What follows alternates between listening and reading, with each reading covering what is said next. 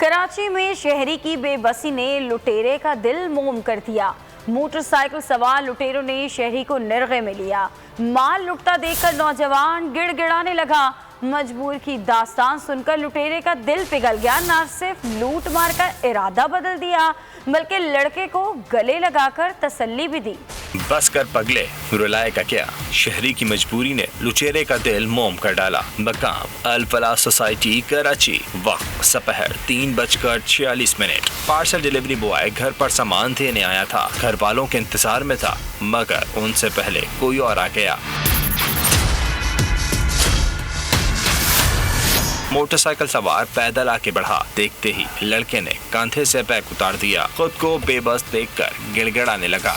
डाकू को मजबूरी की दास्तान सुना दी। घर से खातून बाहर निकली मगर मंजर देखकर अगले ही लम्हे वापस चली गई। लड़के की मजबूरियां सुनकर डाकू का दिल मोम हो गया। लूट मार का इरादा बदला। लड़के को गले लगाकर तसल्ली दी और खाली हाथ पलट गया।